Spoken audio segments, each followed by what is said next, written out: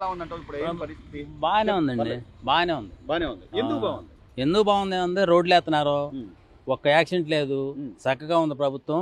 వీళ్ళిద్దరు కలిసి 20 సంవత్సరాలు కలిసి ఉంటే ఇదే గవర్నమెంట్ బాగుంటది. సో వాళ్ళు అదే అంటున్నారు బాబాయ్. పవన్ కళ్యాణ్ గారు కూడా ఆయన అనుభవం నేను బాగుంటదండి. ఇప్పుడు కానీ వాళ్ళిద్దరి మధ్య ఏదో గొడవలు ఉన్నట్టుగా గొడవలు ఎవడో ఒకడో అసమంటోడు దారియాబోడు అంటుంటాడు, కుక్కలు అవుతారు కానీ ఈ కుక్కల మాటలు వాళ్ళు ఇద్దరు లెక్కేసుకోరు.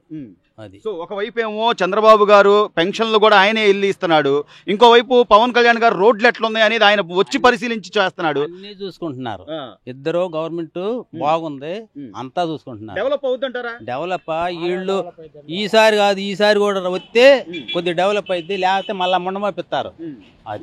ఆడొస్తే 4 ఏళ్ళు మీరు కళ్ళు మూసుకొని మళ్ళీ నేను వస్తాను మళ్ళా మునతాడు కడతానికి. అంతే, రాష్ట్రానికి మునతాడే కానీ 5 ఏళ్ళు వెనకపోయింది.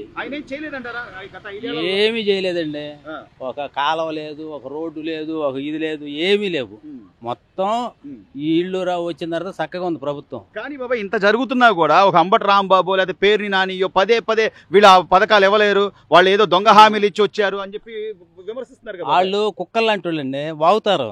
పిచ్చి కుక్కలో వెళ్తుంటే ఆగుతుంటారు. ఇప్పుడు జంగం వెళ్తాడు, వాటి పరపితే బాదు, జంగం పరపితే పాదు, అంతే అని వీళ్ళు వాగుకొని వీళ్ళు చేసేది వాస్తవాలు తెలుసు.